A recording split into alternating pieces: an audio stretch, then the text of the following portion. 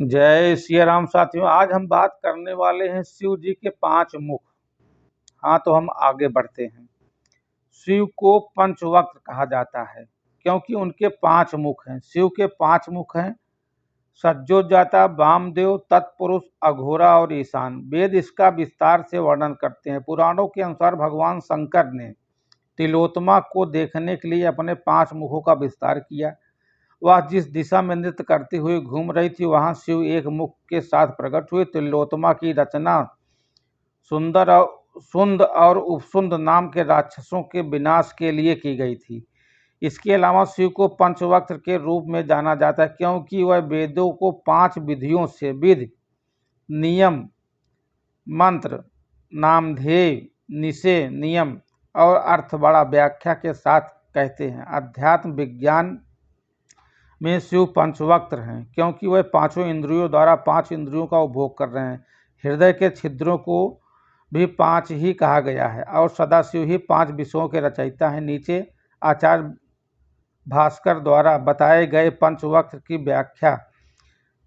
हे भगवान सर्वेश्वर, आपके पास सबसे पहले ही ब्रह्मा, तत्व, इंद्रिया, अंग, इंद्रिया, वस्तु, काल, भूत, सदाख्या और मूर्ति जैसे 5 मुख वाले रूप हैं और ये सभी अनादि हैं। लेकिन फिर से आपने अपने 5 चेहरे को तिलोत्तमा नाम की दिव्य कन्या को देखने के लिए बनाया, जिसे शुंडा राक्षस की हत्या के उद्देश्य से बनाया गया था। आपके लिए उनकी भक्ति ही एकमात्र कारण थी कि आप किसी भी चेहरे से रचित होते हुए भी पंचवक्त्र 5 मुखी में बदल गए। 5 ब्राह्मण अर्थात ईशान आदि, 5 तत्व हैं अर्थात पुरुष, प्रकृति, बुद्धि, अहंकार और मन, ज्ञानेंद्रियों को प्राप्त करने वाले 5 ज्ञान हैं। कान, त्वचा, आँख, जीभ और नासिका 5 काम करने वाली इंद्रियां हैं। बाड़ी, हाथ, पैर, गुदा और जन्नांग 5 ज्ञानेंद्रियां हैं। शब्द, स्पर्श, रूप, रस और गंध काम करने वाली इंद्रियों की 5 वस्तुएं हैं। वचन, गृहण, गमन, विसर्ग और सुखोभोग 5 कलाएं हैं। निर्वृत्त, प्रतिष्ठा, विद्या, शांत और शांतिता 5 स्थूल भौतिक तत्व हैं। पृथ्वी, जल, अग्नि, वायु और आकाश ये 5 सदा साक्ष 5 पवित्र शास्त्र।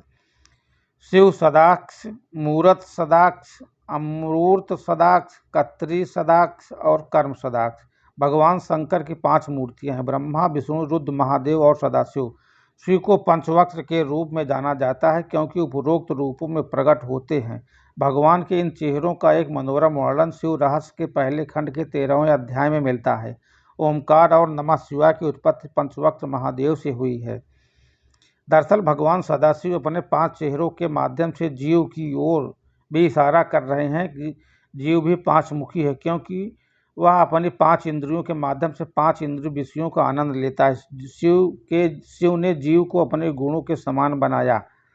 अविद्या ही शिव और जीव के बीच का अंतर एकमात्र कारण है। प्रायः शिव को पंचवक्त्र कहा जाता है क्योंकि हृदय के मध्य में निवास करने वाले सज्जोजाता आदि को हृदय के 5 छिद्र कहा गया है। शिव पुराण के अनुसार पंच ब्राह्मण का क्रम इस प्रकार है: ईशान, तत्पुरुष, अघोरा, वामदेव, सज्जोजाता। जीव को स्वयं को शिव के रूप में समझना चाहिए। यही पंचवक्त्री पूजा का सही अर्थ है। जय सिया राम, सीताराम। वीडियो अच्छी लगी हो तो चैनल को सब्सक्राइब जरूर।